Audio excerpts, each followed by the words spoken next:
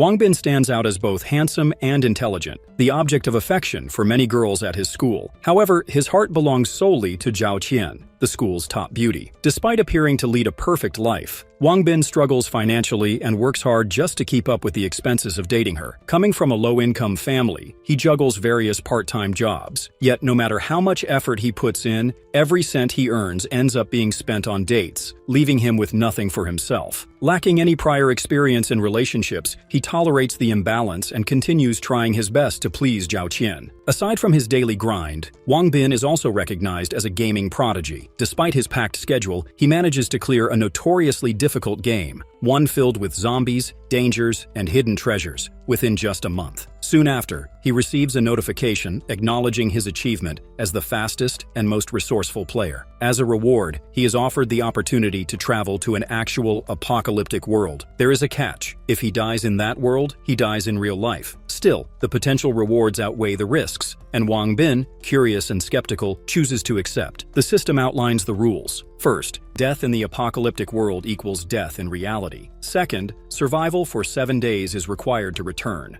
Third, the time ratio is 1 to 7. Every real-world day equals a week there. Fourth, only non-living items can be brought between worlds. Fifth, the apocalyptic world has no rules and is filled with danger. Lastly, the journey begins in 4 hours, giving him limited time to prepare. With survival in mind, Wang Bin knows he needs food, water, and essential supplies. Unfortunately, he spent all his money on Zhao Qian the previous week. Left with no choice, he turns to his close friends, Yu Hongfei and Li Ping. Finding them gaming in their room, he explains the situation. Excited and supportive, they lend him the money, but only under one condition, that he use it for himself, not on Zhao Qian. Wang Bin becomes emotional after seeing how genuinely his friends treat him. Their kindness, like that of true brothers, moves him deeply. In that moment, he makes a silent vow. Once he returns from the apocalyptic world and becomes rich, he will repay them no matter what. Later, as evening approaches, he is seen standing in a grassy field, his backpack filled with food, water, and defensive gear meant to help him survive the next 7 days. Among his items is a sturdy shovel, both a weapon and a tool for digging up possible treasures. Before his journey begins, he thinks of Zhao Qian and decides to give her a call. He tells her he'll be working part-time tomorrow and won't be available for 2 days. Though Zhao Qian seems like she wants to say something, he cuts the conversation short, promising to surprise her when he returns. She agrees and ends the call. Unbeknownst to Wang Bin, Zhao Qian is sitting in a car with another guy. When the man asks who she's speaking to, she casually replies that it's no one important. Suddenly, Wang Bin's surroundings shift. Shocked, he realizes he has actually entered the apocalyptic world. He finds himself inside a crumbling, abandoned building. Through a shattered window, he spots hordes of zombies roaming outside. Though he has enough supplies to last a week, he knows he needs more information about this world to survive. He decides to begin scouting the area. With his shovel held tightly, he cautiously moves through the ruined city, choosing paths with fewer zombies to reduce risk and better understand the terrain. At one point, a group of zombies appears to take notice of him. Thinking quickly, he tosses a stone into the distance, successfully drawing their attention away. As his scouting continues, Wang Bin starts to feel more confident. The world doesn't seem as dangerous as he feared.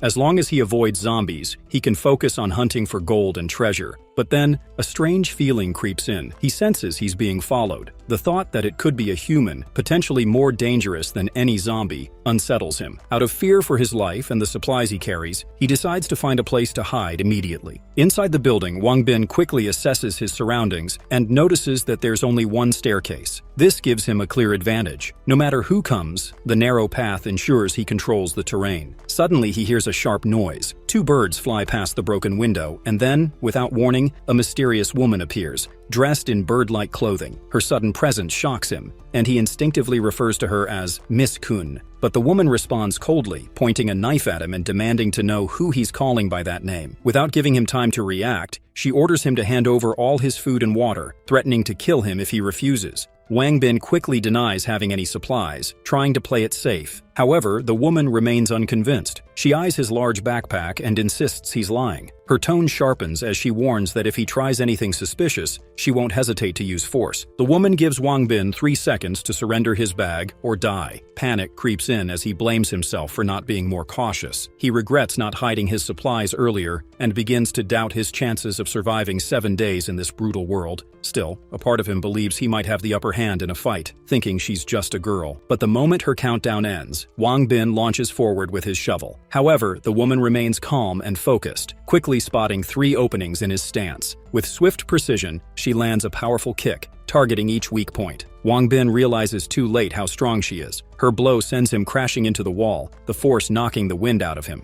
Before he can recover, she closes the distance, knife in hand, warning him that the slightest movement will end in his death. Thinking quickly, Wang Bin offers a compromise. He says he has canned food they can share. At the mention of food, he notices her drooling, her hunger betraying her tough demeanor. Seizing the opportunity, Wang Bin pulls out his electric taser and shocks her. The current surges through her, causing her to drop her knife and collapse in weakness. He takes a breath, then tells her he understands that she's starving, but robbery and attempted murder aren't the answer. As a peace offering, he leaves behind a can of food and a bottle of water, taking her knife in exchange before walking away. The woman left sitting on the cold floor stares at the food and water with wide eyes. The meat is fresh, the water clean, and nothing is expired. She wonders just who this guy really is. After the encounter with the woman, Wang Bin moves through the ruins with a single thought in mind. He needs to find a safe place to hide his bag. The experience leaves a heavy impression on him. He now truly understands that humans in the apocalyptic world are far more dangerous than zombies. But before he can act on his plan, he runs into 2 men armed with weapons who immediately demand his bag. Frustration rises within him as he curses his luck. Why does trouble keep finding him? Just then, he senses danger from behind. He instinctively blocks an incoming strike with his shovel. Realizing he's been surrounded by 3 men, he's trapped, with no escape in sight. As the 2 attackers in front close the distance, Wang Bin quickly turns and slashes with the dagger, catching one of them on the wrist. Blood starts to flow, and one of the men panics,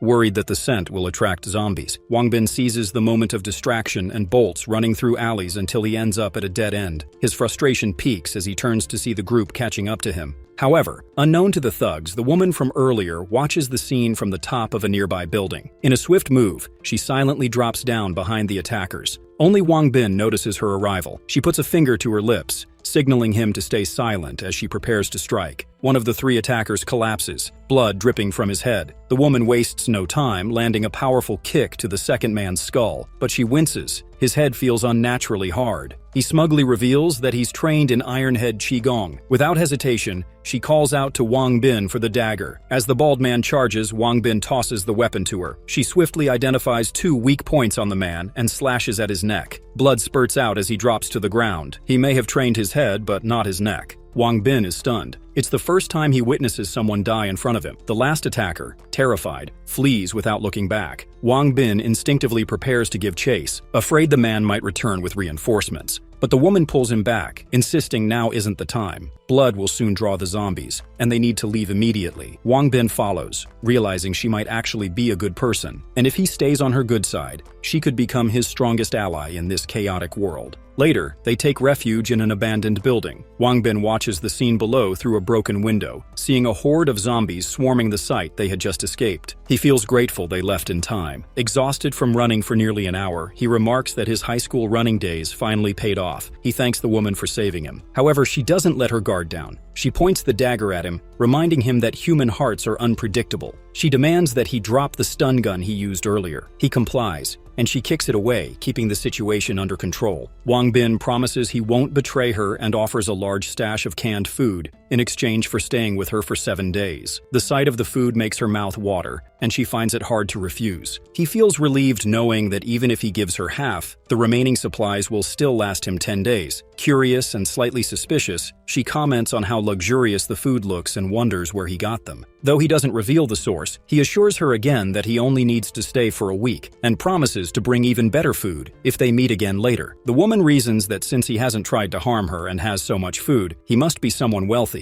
Convinced for now, she agrees to trust him. She points out her room and warns him not to enter it without permission, assigning him a different room instead. Wang Bin agrees easily, stating he wouldn't be able to overpower her anyway. He introduces himself and offers a handshake, but she cautiously declines and only tells him her name, Xiao Yue. Wang Bin rests in his room, feeling a sense of relief as he glances at the blocked window, confident that it should be safe. Though the room is dusty, he observes that the house appears to belong to a wealthy family and wonders if there might be valuable items hidden within. He starts searching the drawers but finds nothing of value, and the closet only contains a few old clothes. After a thorough search, he concludes that any valuables must have already been taken. However, his attention is drawn to a drawer containing jewelry, which surprises him. Realizing that if the pieces are genuine, he could make a small fortune by selling just one, he begins to fantasize about becoming rich if he sells all of them. Wang Bin imagines becoming rich and proposes to Zhao Qian, envisioning a life of wealth and luxury. But he quickly snaps out of his daydream, reminding himself that the jewelry belongs to Xiao Yue, so he needs to ask her about it. Without thinking, he barges into her room, only to dash out in a panic as he recalls that he wasn't supposed to enter without her permission. Xiao Yue asks him what he wants, and he nervously asks if she would consider selling him the jewelry he found.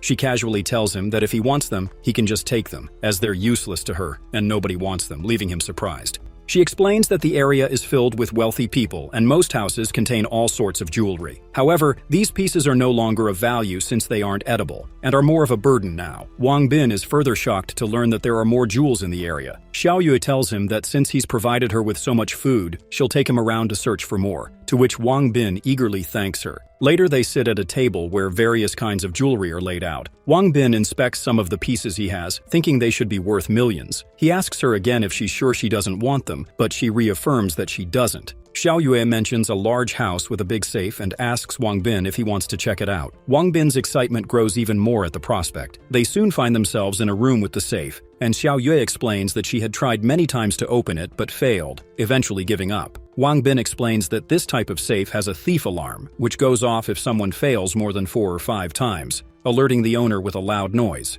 However, since there's an electrical power failure, they now have time to try as many times as needed. Xiao Yue encourages him to take his time while she checks if there's anything else. After a while, Wang Bin successfully opens the safe, revealing stacks of cash, gold bars, and several boxes. He picks up a necklace, feeling certain it will be very expensive. However, upon inspecting the cash, he realizes it's different from the currency in his world, so he decides to leave the cash and take the other items instead. Later, Wang Bin and Xiao Yue are seen examining some gems, which Wang Bin comments are of very high quality. Xiao Yue, however, is unimpressed, stating that food is more important. He then suggests that these expensive items could be exchanged for more food, sparking Xiao Yue's interest. She becomes excited, asking if she finds more items like these, would he give her more food in return? Wang Bin wonders if he will be able to meet Xiao Yue the next time he travels. He mentally contacts the system and asks where he will be transported when he returns to this world. The system informs him that he will appear nearby. He reassures Xiao Yue that if she continues to help him find valuable items, he will bring more food next time. She agrees, but asks him to promise not to break his word. He assures her, though he feels uneasy about trading gold for food. Xiao Yue explains that all the food in the city has been consumed, and they can only survive by hunting animals now. She emphasizes that the food Wang Bin has is luxurious and would drive anyone crazy with desire. Curious, Wang Bin asks why they don't plant food or build stronger walls and infrastructure. Xiao Yue tells him that the government has built a few safe zones, which are heavily guarded with high walls and soldiers to protect them from zombies. Getting to one of these zones is every survivor's dream, but only a few have made it. She also mentions that the government has been working on cures for the infection, which are self-reliable. When she asks how Wang Bin manages to exchange jewelry and gems for precious food, he gives her an excuse, claiming to be a merchant from a distant land, whose job is to collect gold, jewelry, and gems, and trade them for food. Xiao Yue warns him not to go out alone and tells him that they can only head out in the morning, as she has set numerous traps around the area for safety. As they hear a scream, Xiao Yue immediately knows that someone must have stepped on one of her traps. She quickly glances through the blocked window, her expression tense as she assesses the situation. Xiao Yue immediately recognizes the group outside as the White Tiger group. Her face hardens, and she quickly tells Wang Bin to pack up and leave. She explains that they can't win against such a large group, and they need to get out of there immediately. The man with the eye patch, who had run away earlier, informs the group boss that he had seen Xiao Yue wandering around the area. The boss orders his men to find both Xiao Yue and Wang Bin, insisting they must capture them alive. Meanwhile, Xiao Yue and Wang Bin are hiding behind a building not far from the White Tiger group. Xiao Yue peeks out cautiously and realizes that the group must have seen her earlier. She tells Wang Bin that they can stay hidden here for now, but she plans to take him to another safe place soon. Later, they find themselves in another building, where the first floor is overrun with zombies. Wang Bin, visibly concerned, expresses his worry that he won't be able to sleep peacefully with the zombies downstairs. Xiao Yue snaps at him, telling him to stop being a coward. She explains that the stairs have already collapsed, and as long as they don't make any loud sounds, the zombies won't be able to come up. Wang Bin, trying to distract himself, decides to play games on his phone. Xiao Yue, noticing his phone is still working, is surprised and asks if there are songs on it. Wang Bin confirms that there are,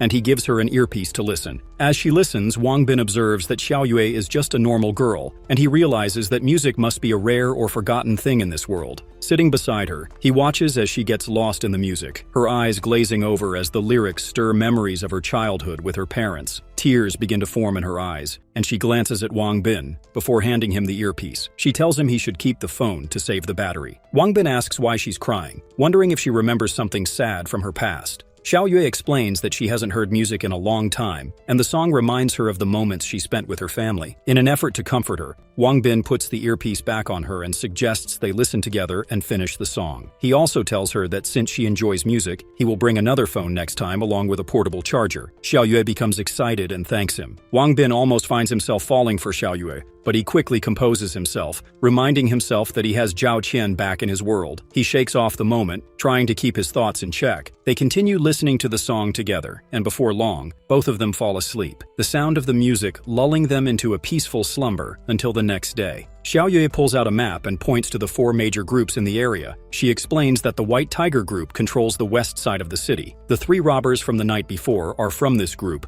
and their leader commands around 60 subordinates with at least 10 guns. Their base is located in the tallest building in the west area, and they've claimed a huge supermarket, taking all the resources there as their own. Wang Bin remarks that with 60 subordinates and a sizable arsenal, taking revenge on the White Tiger group will be difficult. Xiao Yue continues by describing the other 3 groups.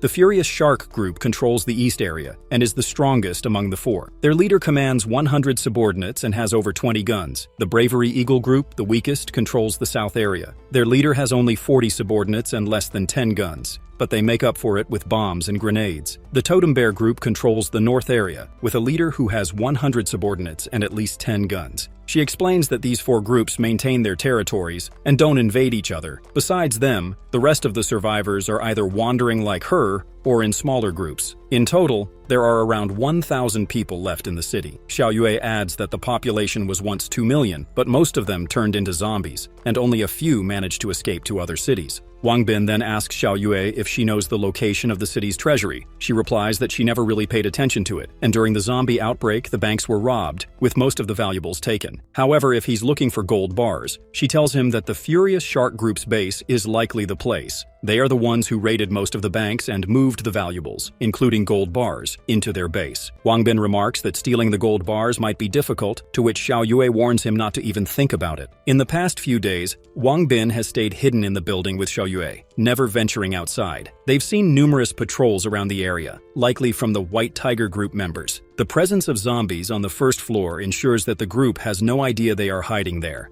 Wang Bin is preparing to return to his world and decides to leave all the remaining food and drinks with Xiao Yue. Xiao Yue is surprised, wondering how he will survive without them, but Wang Bin reassures her not to worry. He tells her he will be gone for 7 days and will return at that time to find her. Xiao Yue embraces him, catching him off guard. She then expresses a desire for him to stay with her or take her along, but he tells her he cannot do either. However, he promises to return in 7 days and bring more food and useful items. Later, Wang Bin is in a room, reflecting on the situation.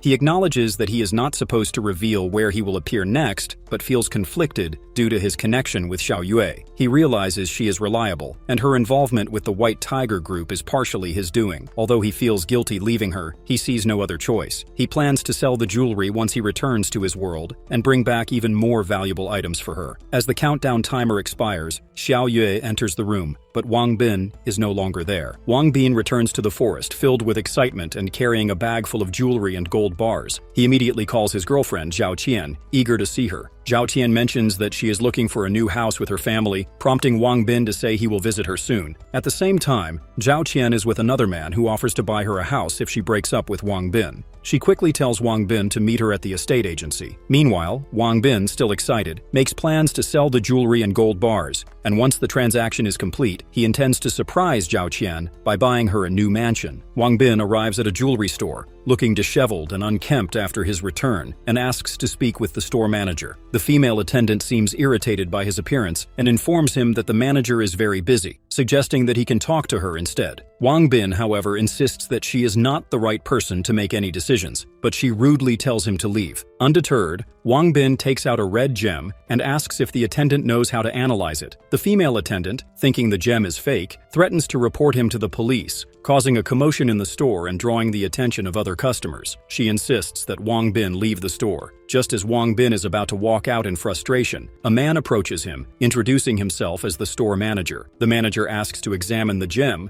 and when Wang Bin shows it to him, the manager is surprised by its quality. The female attendant tries to accuse Wang Bin of attempting to scam the store with fake jewelry, but the manager dismisses her claims and orders her to make tea for Wang Bin. The store manager then respectfully escorts Wang Bin to the VIP room. Wang Bin, curious about the value of the gem, asks how much the manager would be willing to pay for it. He mentions that if the price is too low, he will consider selling it elsewhere. Although Wang Bin does not know the exact value of the gem, he estimates it should be worth at least 10,000, so he remains calm and confident. The store manager observes Wang Bin closely. Despite looking poor on the outside, Wang Bin remains calm and composed with the valuable gem, leading the manager to believe that he must be from a wealthy family. Meanwhile, Wang Bin is feeling anxious inside, wondering why the store manager is taking so long to give him a price. Finally, the store manager proposes a price of 8 million for the jewel. Wang Bin is excited about the amount, but he maintains a calm exterior. The store manager, sensing that Wang Bin may not be satisfied with the offer, quickly adds an extra 500,000, claiming that it is the best price he can offer due to various fees and charges. Wang Bin is even more surprised on the inside that the store manager increased the offer. Wang Bin then calmly explains that he is selling the jewel because of issues with his family business. Curious, the store manager asks which wealthy family Wang Bin belongs to, but Wang Bin responds that he does not need to know. The store manager apologizes for prying. Wang Bin then reveals that he has 9 more jewels like the one he just showed,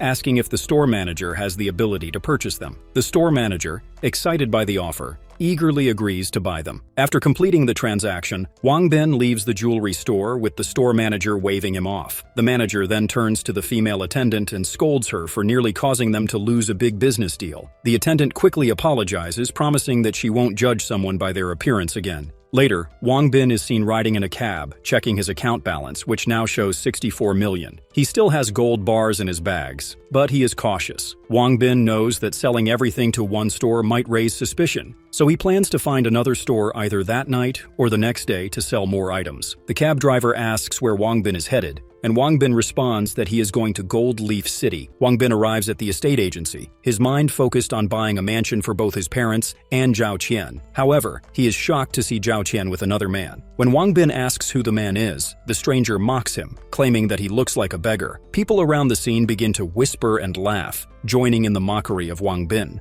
Zhao Qian, without hesitation, tells Wang Bin that they should break up, citing their upcoming graduation and the harsh reality that she needs someone who can take care of her. Wang Bin protests, insisting that he can also take care of her and questioning if the man had forced her into a relationship. Zhao Qian dismisses his words, refusing to listen. The man further provokes Wang Bin, claiming he is being arrogant. He slaps Wang Bin across the cheek, mocking him that he already has Zhao Qian, and there is nothing Wang Bin can do about it. Infuriated, Wang Bin kicks the man in the chest. Zhao Qian, upset by the confrontation, tries to stop Wang Bin and even slaps him, calling him trash. She then goes over to check on the man, showing more concern for him than for Wang Bin. At that moment, the female attendant arrives with security guards, intending to force Wang Bin out of the estate agency. Wang Bin, confused, asks if this is how they treat their customers. The female attendant, still not believing him, dismisses Wang Bin, claiming that he can't even afford the cheapest house, which costs 600,000. She even assumes that he is a high school student, not realizing that he is actually in university. Just then, the store manager arrives and reprimands the female attendant for mishandling the situation. He apologizes to Wang Bin for his staff's behavior, but then adds that Wang Bin caused trouble by hitting a customer. The manager warns that if Wang Bin is not a customer, he will report him to the police. Wang Bin responds calmly, stating that he came to buy a house, but the quality of what they offer is too low for his standards.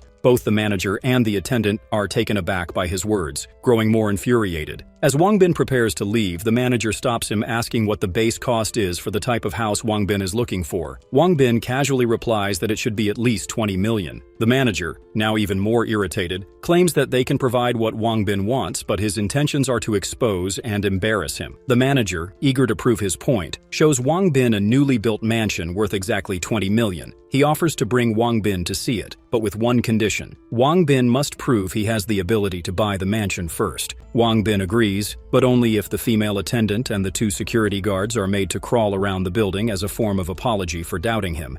The manager reluctantly agrees, and even adds that Wang Bin will be treated as a VIP customer, acknowledging that they don't believe he has the money. At that moment, Zhao Qian's new boyfriend shoves her aside and charges at Wang Bin, intending to confront him. Before the man can reach him, Wang Bin throws a gold bar, hitting the guy with it. The impact leaves the man stunned, and the manager, along with everyone else present, is shocked by Wang Bin's actions. Wang Bin, unfazed, calmly cleans the bloodstains from the gold bar, showing no sign of panic. Meanwhile, Zhao Qian is seen rushing to her new boyfriend's side, tending to his injuries. His face is severely mangled from the blow, and she appears both concerned and furious, but more focused on caring for him. Wang Bin stands firm, confronting Zhao Qian for leaving him and choosing someone who doesn't even care about her. He tells her that she is not worthy of being his girlfriend anymore. To prove his point, Wang Bin shows the manager and everyone around his account balance, which now shows 70 million. He claims that this is only one of his smaller accounts. The manager is taken aback, shocked by the large sum of money Wang Bin has, but the female staff remains skeptical. She dismisses the account balance, suggesting it could be an edited picture intended to scam them. Despite the female attendant's disbelief, the manager immediately apologizes to Wang Bin for the inconvenience caused and acknowledges that Wang Bin is now their VIP customer. To demonstrate his sincerity, the manager agrees to Wang Bin's condition and orders the female staff and the 2 security guards to crawl around the building, threatening to fire them if they refuse. The staff, along with the security men, are stunned by this unexpected turn of events. Onlookers start to realize that Wang Bin must indeed be wealthy as they watch the humiliating scene unfold. The manager, still trying to appease Wang Bin, asks if he is satisfied with the punishment. Wang Bin, though not entirely satisfied, tells the manager that he will forgive them this time. Meanwhile, people in the crowd mock the female staff and the 2 security guards, taking photos of the embarrassing situation and preparing to upload the images on social media for others to see. Wang Bin eventually purchases a mansion worth 30 million, not to show off, but because he believes it's necessary for safety and security. As he relaxes in the bath, he reflects on the future and realizes that he needs to prepare more items. He knows that there are more valuable things waiting for him, and these opportunities will help him get even richer. Meanwhile, at the university, Wang Bin's friends discuss the breakup between Wang Bin and Zhao Qian. They express their excitement, happy that Wang Bin will no longer be deceived by her. However, they are concerned about the rich man that Wang Bin had confronted, fearing that he might seek revenge on Wang Bin. One of his friends checks his phone and notices a text message stating that $1 million has been deposited into their account.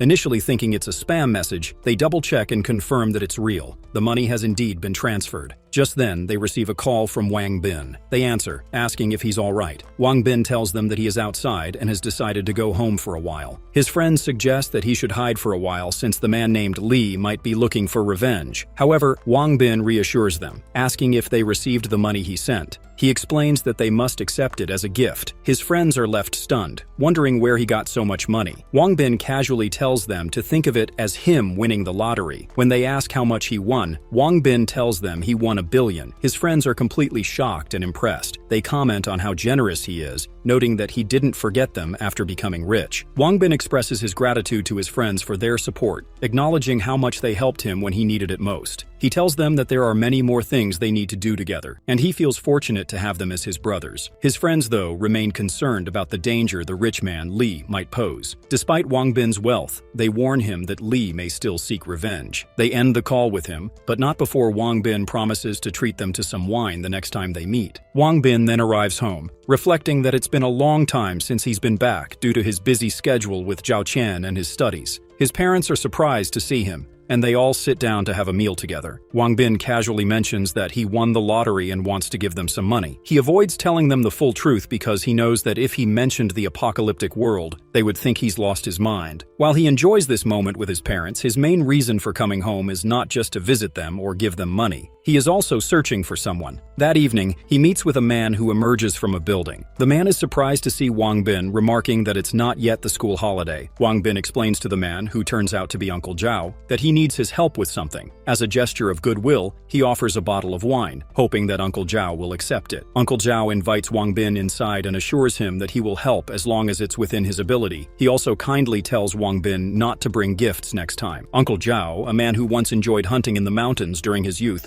owns his own gunpowder and even possesses an air rifle. However, due to stricter regulations in the country over the last 2 years, especially regarding firearms, Uncle Zhao no longer hunts as frequently. Wang Bin then directly asks Uncle Zhao if he can buy the air rifle from him. Uncle Zhao, concerned, wonders if Wang Bin plans to use it for something reckless or illegal. Wang Bin reassures him by explaining that he's soon graduating and he and his friends want to practice shooting for real shooting experience. He adds that they need the air rifle for self-defense, particularly against any wild animals that might appear. Uncle Zhao, seeing that Wang Bin's intentions seem harmless, tells him not to worry about the money. He offers to lend Wang Bin the air rifle instead, as long as it's not being used for anything illegal or criminal. Wang Bin is impressed and grateful as Uncle Zhao hands over the air rifle, admiring it in his hands. Uncle Zhao also gives Wang Bin a gun and a bottle of anesthesia. He cautions Wang Bin to be careful when using it, warning him that inhaling too much of the gas could be fatal. He adds that Wang Bin must avoid being seen with the rifle, as it could land him in jail. Wang Bin listens attentively, expressing his gratitude for Uncle Zhao's warnings. After leaving Uncle Zhao's place, Wang Bin returns home to leave some money for his parents, ensuring they are taken care of. He then heads back to the city, but this time, he's better prepared.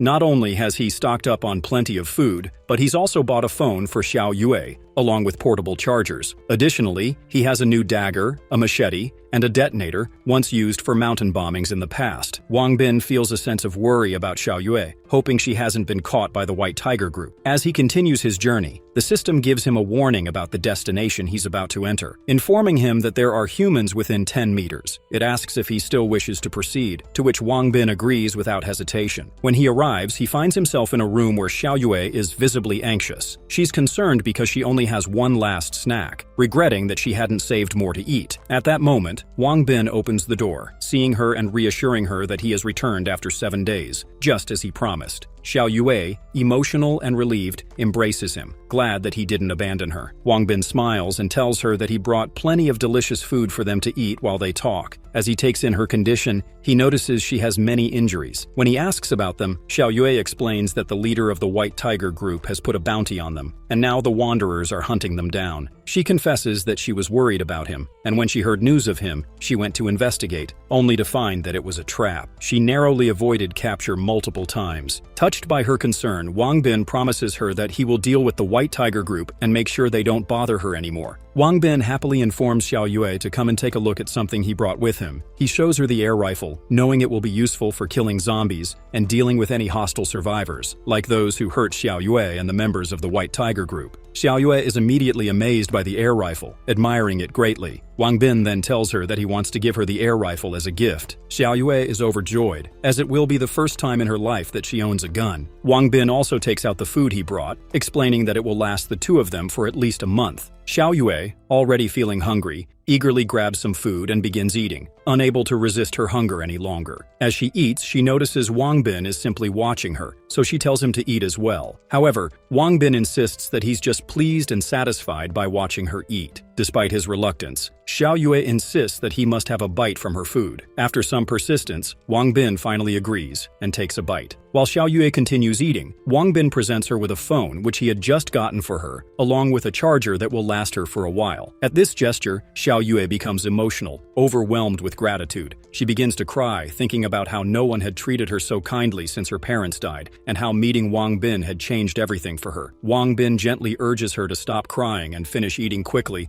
so they can listen to music until she feels better. During the 7 days Wang Bin was away, the White Tiger group and the Totem Bear group started a war due to the scarcity of food in the area. While only a few members from both sides were injured, the conflict caused many people to leave the city and evacuate to other areas. Seeing this, Wang Bin realizes that now might be the perfect time to stir up chaos and further his plans. Wang Bin begins training Xiao Yue to use the air rifle. She practices by shooting at various target materials, but along the way, she points out the limitations of the rifle. She mentions that its destructive power is low and that the range is too short. Hitting a person from 50 meters away would be very difficult. Wang Bin listens, but he explains that they can compensate for this by sniping from a closer distance. Since the air rifle produces a soft sound, it would be harder for anyone to pinpoint them as the shooters. Despite Wang Bin's reasoning, Xiao Yue remains skeptical about whether they can really defeat the White Tiger Group and the Furious Shark Group on their own. Wang Bin reassures her, telling her that it's possible. He explains that they won't need to confront the two groups head-on. Instead, they will trick the White Tiger Group and the Furious Shark Group into fighting each other. With this plan in mind, Wang Bin tells Xiao Yue that they need to go out that night to start causing trouble. As they continue to discuss their strategy, Wang Bin reflects on the gold bars he discovered earlier. Since they are so heavy and no one seems to want them in the city, he reasons that they must be kept inside the bank's safe. To get into the bank, Wang Bin decides they will need to pit the White Tiger Group against the Furious Shark Group. He believes that both groups suffering significant damage will create the perfect opportunity for them to access the bank and execute their plan. Wang Bin's goal is to make the four groups fight each other, which would make it easier for him and Xiao Yue to locate where the gold is kept.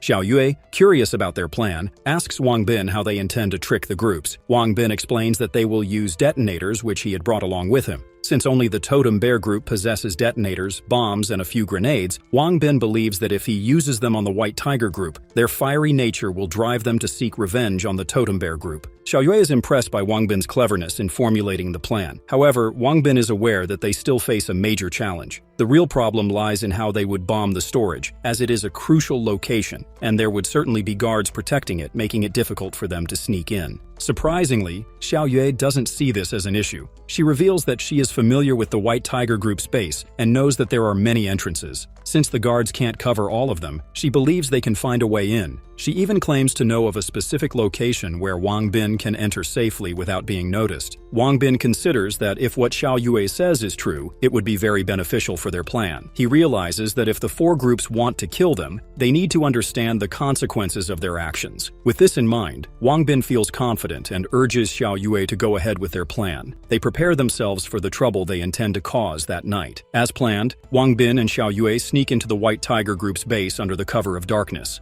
Just as Xiao Yue had said, the passage they take is not guarded. However, when they enter, they find a guard who has already dozed off in his chair. Wang Bin tells Xiao Yue not to do anything to the guard, as he believes it's better not to cause any unnecessary noise. Instead, he suggests they move quietly to the 5th floor. Wang Bin reasons that the guard falling asleep on the 1st floor shows there's nothing of importance on that floor. He predicts that the most valuable items must be stored on the 5th floor, as it would be the hardest to reach, making it the safest place for the White Tiger Group to keep their valuables and food. Their goal is to locate where the food is stored and bomb it, so Wang Bin targets the 5th floor for this reason. Wang Bin and Xiao Yue reach the 5th floor, but stop when they hear a conversation coming from the 3rd floor. They overhear some guards talking about a food shortage they are facing. The guards mention that their remaining food supply will only last for a month and they need to restock. This makes Wang Bin and Xiao Yue think about a plan to get food. They realize that the only way to get the food they need is by defeating the Totem Bear Group and taking their food supplies. They see this as their last option, because if they fail, they will starve to death. However, one of the guards does not agree with the plan. He tells his colleagues not to talk about it too openly, warning that if their boss hears about it, they could be killed. Wang Bin, trying to find out more, peeks around to figure out where the conversation is coming from. By the way the guard speaks in a low voice, Wang Bin can tell which room belongs to the leader of the White Tiger Group. Soon, one of the guards decides to leave to go to the toilet, and the second guard follows him. The third guard falls asleep, giving Wang Bin and Xiao Yue a chance to come out of their hiding spot. As they move around, they spot a locked room, and Wang Bin quickly realizes that it must be the warehouse. As Wang Bin and Xiao Yue get closer to the warehouse, Xiao Yue asks Wang Bin if they still need to blow it up, especially since they have heard that the White Tiger Group is about to fight the Totem Bear Group soon. Wang Bin feels unsure because the situation is complicated and hard to predict. He starts thinking about the fact that in just a few days, he will need to leave for a while. The White Tiger Group still has enough food to last them for about a month, and after that, they will likely keep hunting to get more food. This makes Wang Bin realize that they don't have much time left to act. He tells Xiao Yue that the easiest and quickest way for them to get food would be to blow up one group's warehouse, which would force the groups to fight each other and focus on survival. After thinking it through, they decide to go back and observe the warehouse more closely. Wang Bin carefully examines the padlock on the door and figures out that the key to unlock it must be with the boss. This means they can't break in and check the food inside without the key. Wang Bin begins to feel worried because if they are wrong about their guesses, they could end up in serious trouble, or even worse, lose their lives. Xiao Yue, seeing Wang Bin's worried expression, reassured him that they wouldn't have a problem with opening the padlock. This surprised Wang Bin, so he asked her to explain what she meant. Xiao Yue then told him that she could actually pick a regular padlock with just a needle, which meant they didn't need to go to the boss's room to get the key. Although the padlock on the warehouse was larger than usual, she confidently said it would only take her a bit of time to open it. Without wasting another moment, she quickly got to work. As Xiao Yue focused on opening the padlock, the sound of zombies screaming filled the air, drawing closer to the building. At that moment, the guard on the ground floor, who had been asleep, suddenly woke up. At first, he didn't realize what was happening, but as his mind cleared, he saw the zombies approaching. In a panic, he shouted to alert everyone, informing them about the approaching zombies. Two members of the White Tiger group overhear a commotion on the second floor and decide to investigate, suspecting that the Totem Bear group might be behind the disturbance. Meanwhile, Xiao Yue is seen hesitant to waste the rice stored there, noting the large number of bags. She wants to take just one with her, but Wang Bin insists she leave it behind, reminding her that carrying it would slow them down and reassuring her that he won't let her go hungry. Just then, someone alerts the group that zombies are invading. Using the chaos as cover, Wang Bin quietly tells Xiao Yue to install the bomb immediately so they can escape unnoticed, while everyone else is distracted fighting off the threat. The White Tiger group members urgently bang on their boss's door, reporting the zombie invasion. The boss, visibly irritated at being woken from his sleep, punches one of them before another member clarifies that they had no choice but to report the zombie intrusion. They rush into the warehouse where the boss sees his wine spilled across the floor and dynamite already lit. The explosion goes off a second later, sending him crashing to the ground. Furious, he immediately suspects the Totem Bear group is responsible for the sabotage. Elsewhere, Wang Bin and Xiao Yue crawl through the wind duct, confirming that their plan is working. As tensions rise between the groups, Wang Bin realizes the final step is to incite conflict between the Furious Shark group and the Bravery Eagle group, setting the stage for total chaos. Xiao Yue drops down to the floor below, scans the area, and quietly signals to Wang Bin that it's safe to come down, noting the absence of any guards. Just as things seem clear, a group of zombies suddenly bursts into the hallway. Wang Bin immediately calls out an alarm, warning Xiao Yue to watch out. Xiao Yue immediately raises her air rifle and starts firing at the zombies. She tries to hold them back, but there are simply too many. Realizing the situation is getting worse, she decides to lure them away to give them a better chance of escaping. As she makes her move, a White Tiger group member appears from around a corner with a bat. He spots Xiao Yue and recognizes her, believing she's the one responsible for the explosion and chaos. Before he can act, Xiao Yue quickly shoots him down while still running from the fast-approaching zombies. The situation grows more intense as the undead close in. At that moment, Wang Bin suddenly appears beside her, slashing down the nearest zombies with swift strikes. He hands her a dagger, telling her it will work better at close range against the undead. The two of them stand side by side, ready to face the incoming horde. Wang Bin reflects on how he's defeated countless zombies in video games, but this is his first time fighting real ones. He tells himself that if they survive this, it will make them true comrades, people who have faced life and death together. With that thought in mind, they both charge forward into the crowd of zombies, ready to fight their way through. Later, Wang Bin and Xiao Yue return to their hideout, both exhausted but relieved. Wang Bin comments on how lucky they were to manage creating a path through the zombies, saying that if they hadn't, they might not have made it out alive.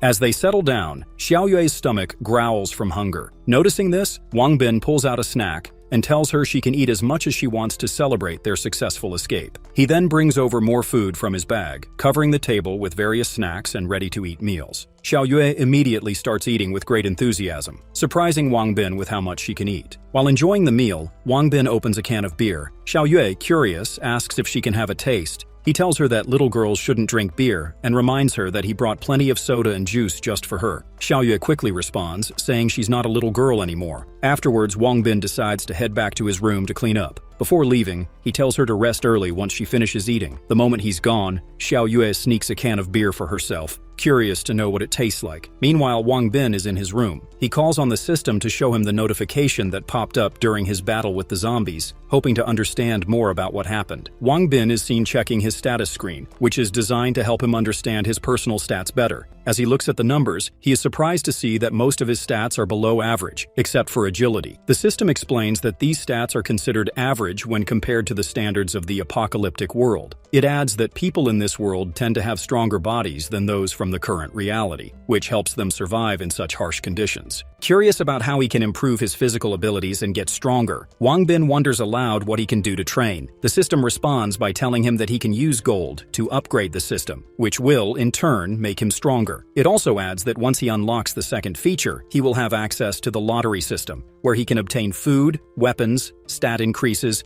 and various skills to help him survive. Wang Bin, eager to understand how this works, asks how much gold he would need to upgrade and unlock the item box feature. The system informs him that the first upgrade requires 1,000 kilograms of gold, which will unlock the item box. This box will have a 50 cubic meter space, allowing Wang Bin to store and access items whenever he needs them. Shocked by the huge amount of gold required for the upgrade, Wang Bin quickly calculates that it's worth about $400 million. The system, noticing his surprise, reassures him that the upgrade is definitely worth the cost. Once he unlocks the lottery system, he will have the chance to draw skill books. These books will allow him to learn new skills, which will significantly increase his chances of survival. The system also explains that these skills can be upgraded by killing zombies, making Wang Bin even stronger. Furthermore, it assures him that the upgrades will be useful not only in the apocalyptic world, but also in the real world, allowing him to apply those skills wherever he goes. Realizing the importance of becoming stronger, Wang Bin reflects on the dangers of the apocalyptic world. However, he also remembers that he has offended a dangerous person,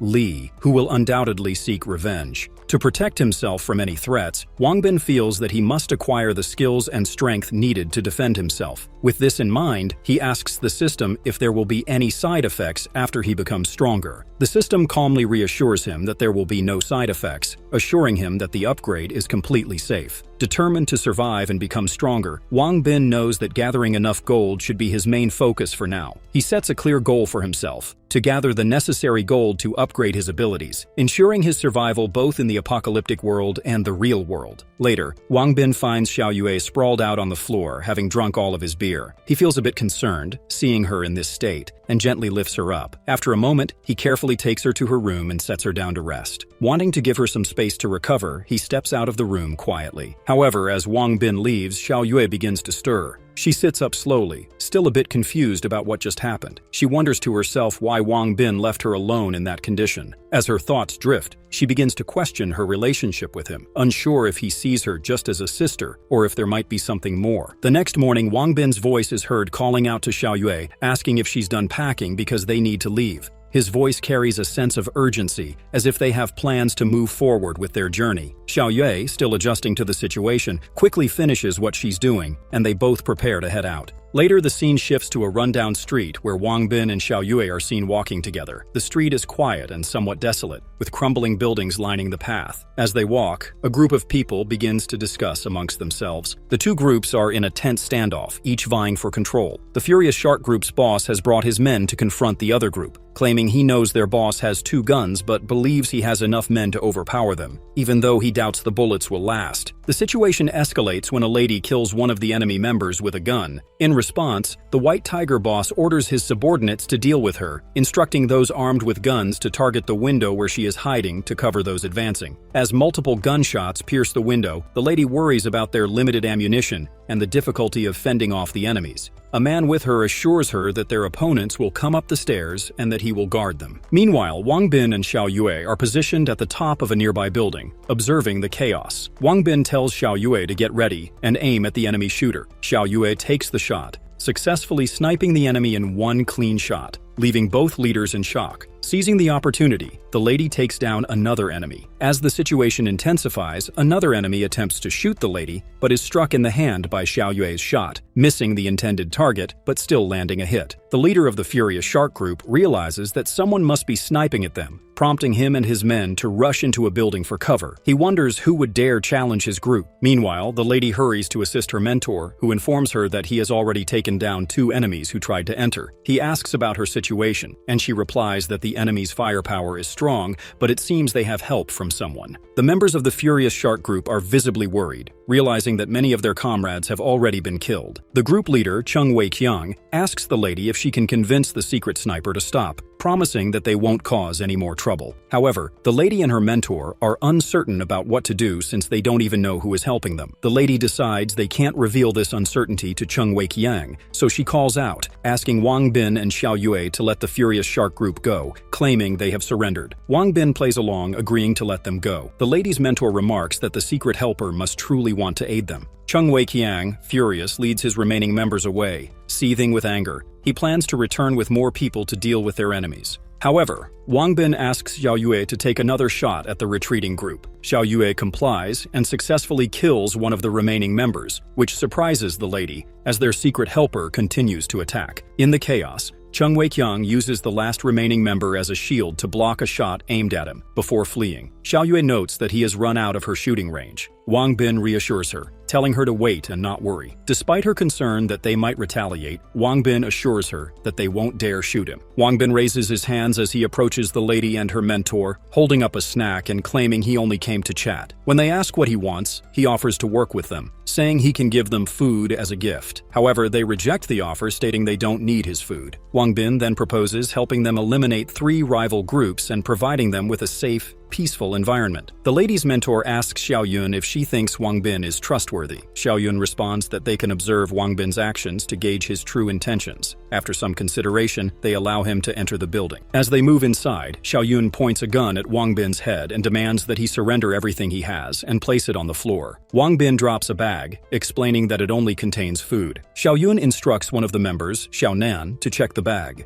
Surprised, Xiao Nan finds it filled with snacks. Wang Bin reassures them that he is sincere and willing to give them all the food, emphasizing his desire to work with them. Xiao Yun then leads him to the upper floor, still keeping him at gunpoint as they ascend the stairs to continue their discussion. Wang Bin notices Xiao Yun's mentor standing nearby with a woman and a few children. He quickly picks up on their wary behavior, sensing that they're on guard around him. Xiao Yun explains that the group has gone through painful experiences, including betrayal, which is why they're so cautious. Still, Wang Bin observes that she has already put away her firearm, a small but meaningful sign that she's beginning to trust him. Xiao Yun then questions his intentions. Wang Bin shares his plan, saying he wants them to join forces to take down the Furious Shark group. Xiao Yun immediately challenges him, pointing out how large and powerful the group is and questioning whether he truly understands what he's up against. One of the younger members, however, looks excited by Wang Bin's words and seems to admire his courage. Wang Bin elaborates, proposing that with the Totem Bear and White Tiger groups already fighting, all they need now is to trigger a conflict between the Bravery Eagle group and the Furious Shark group. If that happens, they can benefit from the resulting chaos.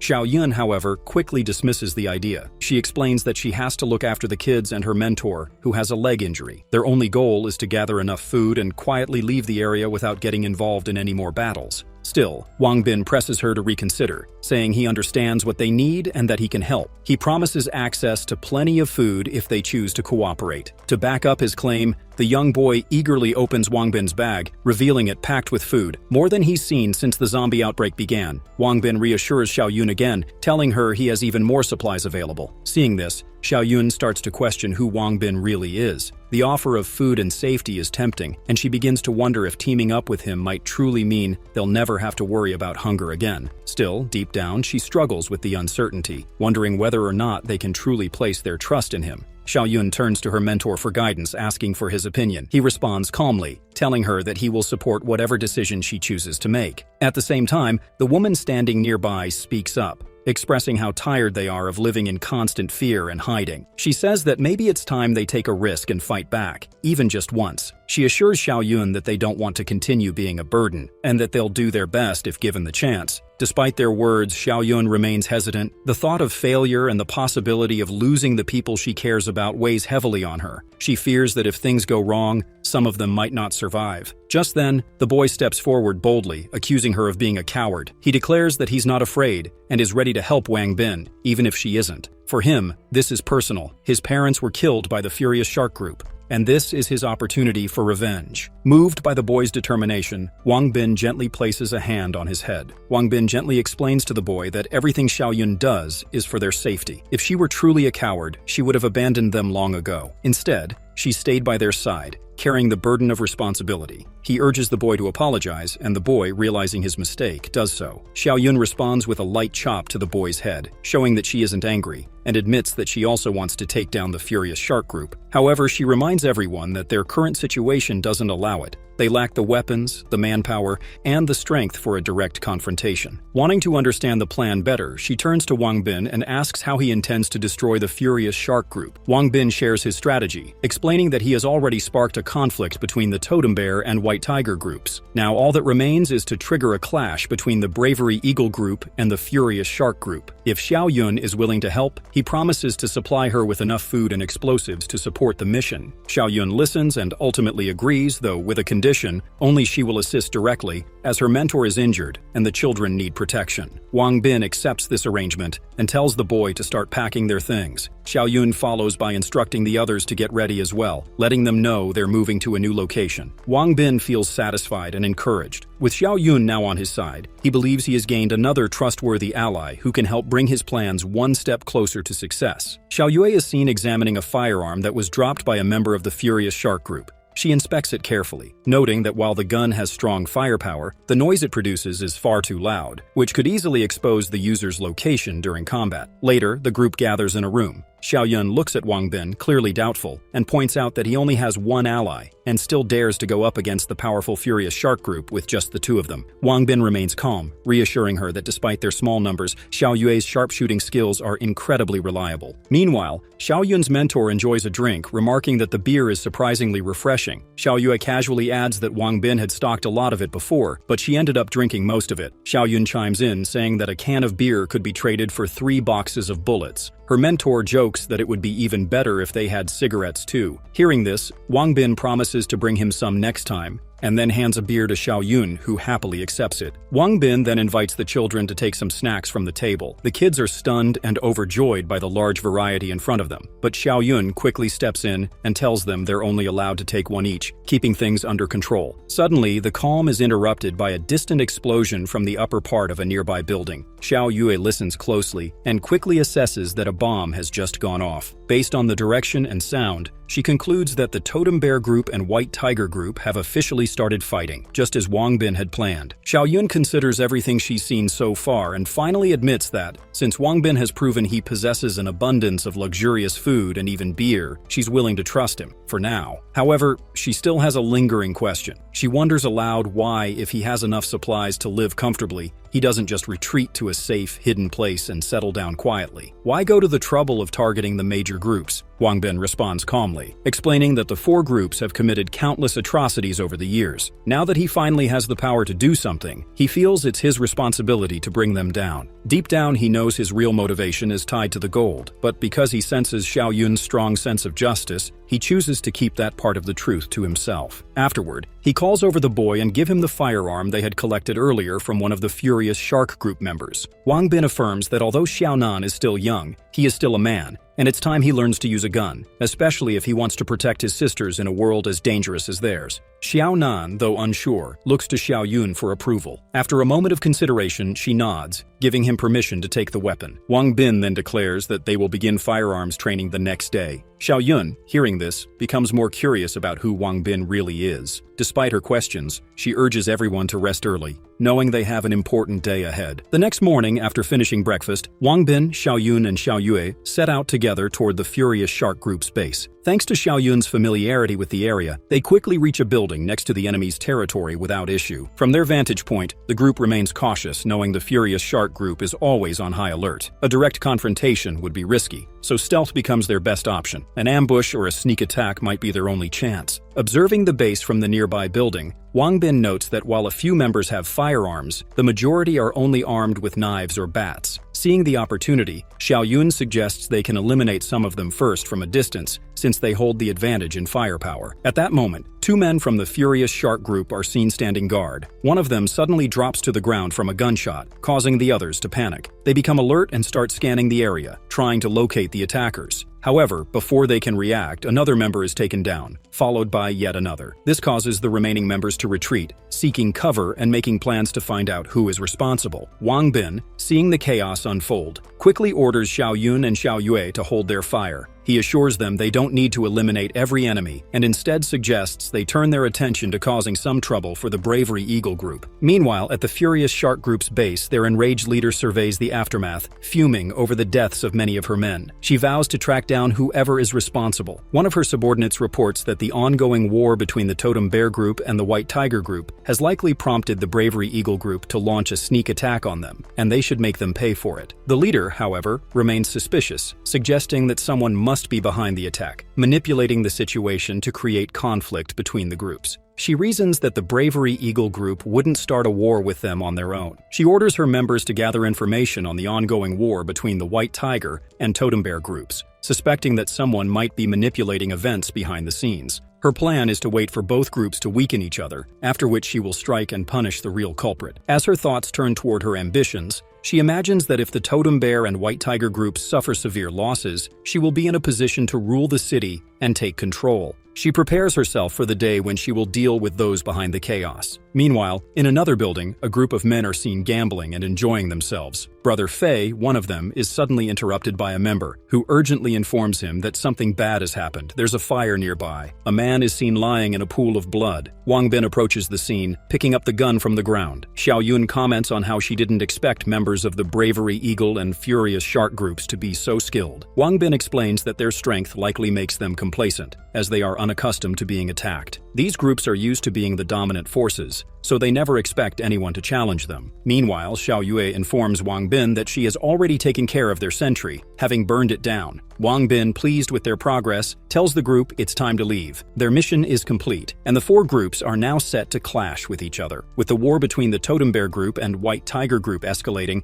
neither side will back down until one emerges victorious. The other two groups will soon be forced to fight as well, escalating the chaos. This entire plan was orchestrated by Wang Bin, who was manipulating the four groups to weaken each other. By doing so, he aims to reduce their collective firepower and overall strength. Later, Wang Bin is seen practicing his aim, using a beer can as a target. However, every shot he fires misses its mark. Xiao Yun, watching from the side, remarks that he's just wasting bullets. She offers to teach him how to shoot properly, and he gratefully agrees. Xiao Yun then takes the gun, showing Wang Bin her skill. With a steady hand, she fires a shot that hits the beer can perfectly, much to Wang Bin's amazement. She then reveals something surprising. She used to be a policeman. When the zombies first appeared, it wasn't just her mentor who fought to protect the citizens. There were others, comrades who stood with her in defense of the people. As the scarcity of food worsens, tensions rise, and the people around Xiao Yun begin to fight over the dwindling supplies. The violence and desperation lead to more deaths, and Xiao Yun finds herself caught in a whirlwind of emotions. She starts questioning everything she once believed in. The world has lost its regulations, and she can no longer find a reason to protect someone when survival itself seems so uncertain. Though she continues to care for the children and protect them, a part of her feels defeated. She no longer has the same resolve to battle against the evil forces. The situation is too grim, and the cruelty of the four groups weighs heavily on her spirit. Wang Bin, however, does not let her fall into despair. He reminds her of her strength. Despite the scarcity of food and the viciousness of the world, she took in others who needed protection. That, he says, is a noble act. While others might have abandoned the weak, she stood firm and gave them a chance at survival. Xiao Yun reflects on the past, thinking about how the leaders of these ruthless groups were once nothing more than small-time gang members. She even caught some of them during her time as a police officer. Yet, in the blink of an eye, they had grown into the city's most powerful factions. They gathered followers quickly and began targeting small groups like hers, exploiting the chaos for their own gain. Every day, she watched as these groups grew stronger, committing violence and harming innocent people. Her sense of helplessness deepened, and she felt powerless in the face of such overwhelming force. But Wang Bin does not see her as weak. He admires her for her kindness and courage. In a world where it would be so easy to turn cold and ruthless, she chose to protect others and still holds on to a sense of morality. He praises her for her bravery, telling her that she is more outstanding than he is. He admires her for not turning into the very thing she despises, something he sees as far more admirable than anything he has done so far. Moved by his words, Xiao Yun decides to continue teaching Wang Bin how to shoot. She directs him patiently, guiding him as he takes aim at a beer can. With her instructions, he finally hits the target accurately. Wang Bin's face lights up with excitement, thrilled at his success. Xiao Yun keeps coaching Wang Bin on how to shoot better, encouraging him with a warm smile. She tells him that if he keeps practicing, his aim will get much sharper in no time. Wang Bin, full of energy and focus, nods and shares his big plan with her. He says that once they've taken care of the 4 rival groups causing trouble, he'll take Xiao Yun, Xiao Yue, and the others to a safe shelter built by the government. He's determined to get them all to a secure place where they won't have to worry about danger anymore, but only after his mission is done. Xiao Yun listens but gently steers the conversation back to the present. She reminds him they've got a lot on their plate right now, and they should focus on the task in front of them. There's still plenty of work to do, and Wang Bin needs to keep practicing his shooting skills to be ready. Nearby, Xiao Yue watches them quietly, her mind turning. She starts thinking that maybe she could step in and teach Wang Bin a few shooting tricks too. She knows how dangerous the world is and understands that being prepared is everything. With her own experience, she believes she could help Wang Bin become even better at defending himself and the group. Meanwhile, a fierce war is raging between 2 powerful factions, the White Tiger Group and the Totem Bear Group. The air is filled with the constant sound of gunfire and loud explosions that shake the ground. The White Tiger Group has been fighting hard, but they've taken heavy losses and only a handful of their members are still standing. The chaos of the battle draws swarms of zombies, attracted by the noise and bloodshed. The surviving White Tiger members find themselves trapped, cornered inside a crumbling building with hordes of snarling zombies closing in from all sides. Word of the White Tiger Group's struggles spreads quickly and reaches the ears of the furious Shark Group. Their leaders see a golden opportunity. With both the White Tiger Group and the Totem Bear Group weakened from their brutal fight, the furious Shark Group starts making plans to move in and take advantage of the situation. They begin gathering their forces, ready to strike, while their rivals are vulnerable. At the same time, the Bravery Eagle Group gets wind of what's happening through their spies planted in the furious Shark Group. They realize the city's power balance is shifting, and they don't want to miss their chance to come out on top. They start preparing to make their own move, hoping to outsmart the other factions and claim control in the midst of all the turmoil. Wang Bin, always keeping a close eye on what's going on, notices something important. The furious Shark Group's base is lightly defended, with only a few guards left behind. To him, this looks like the perfect moment to launch a surprise attack and invade their territory. In a tense moment, one enemy group member is killed and Wang Bin stands with a gun hidden behind his back, keeping his cool. The last surviving member, nervous and cornered, quickly spills that the group's food supply is stored on the top floor of the building, but he warns that it's heavily guarded, so getting to it won't be easy. Wang Bin, though, isn't interested in the food. He leans in, his voice sharp, and demands to know where the gold storage is. The member, caught off guard, says it's right there on the same floor they're standing on. Curious, he asks Wang Bin why he needs the gold. Wang Bin's eyes narrow, and he presses the hidden gun harder against his back, telling the member to stop asking questions and mind his own business. The member stammers an apology, realizing he's pushed too far. Later, the group moves cautiously through a hallway with the captured member leading the way as ordered. Xiao Yun speaks up, her voice low and careful. She suggests they keep the member walking in front to make sure he doesn't lead them into a trap. Wang Bin agrees, feeling a bit more secure knowing Xiao Yun's sharp instincts are watching out for them. As the member shuffles ahead, his mind is racing with his own secret plan. He's not as loyal as he seems. Spotting a staircase up ahead, he schemes to use it to slip away and warn his comrades waiting on the second floor. He's already thinking about how he could turn the tables, maybe take out Wang Bin first and then deal with the 2 women afterward. His steps quicken slightly as he imagines his escape. When they reach a corner, the member pauses and points down a new path, directing Wang Bin and the others to follow him. His face stays calm, but inside, he's plotting every move, ready to make his break when the moment is right. The group is moving along when suddenly, one of the members is attacked by zombies. Wang Bin and the 2 women, Xiao Yun and Xiao Yue, are taken by surprise as they witness the zombies. Wang Bin immediately recognizes the danger and insists that they must retreat for their safety.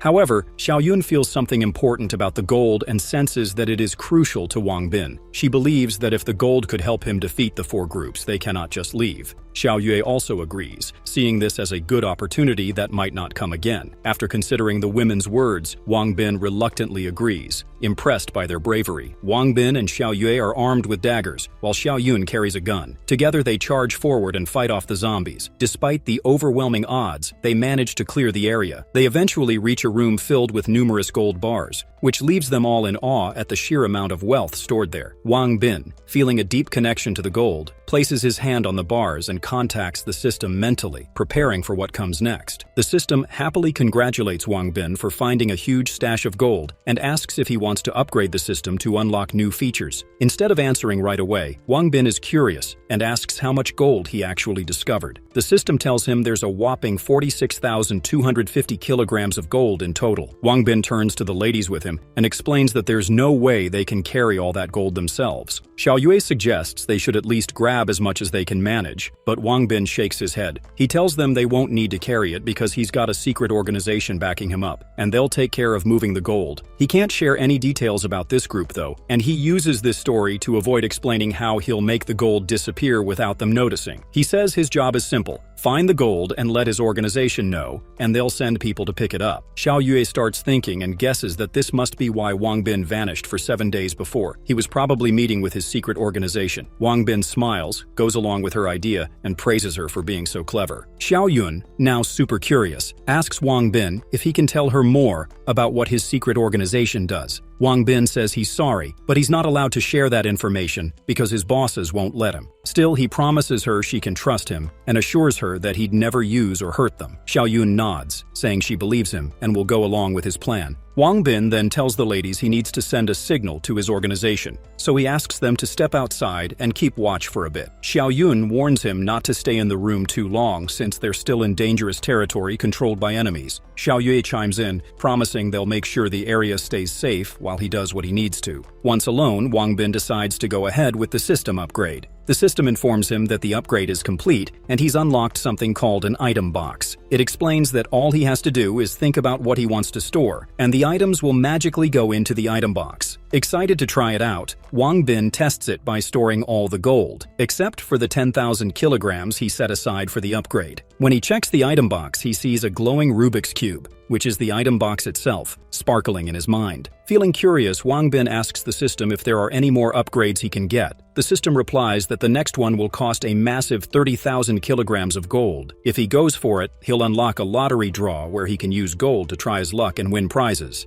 Even though it's a lot of gold, Wang Bin thinks it's worth it. He feels he's still too weak and doesn't want to keep depending on the ladies to protect him all the time. So he tells the system to proceed with the upgrade. The system gets to work, and once it's done, Wang Bin is ready to test out the new lottery draw feature, excited to see what he might win.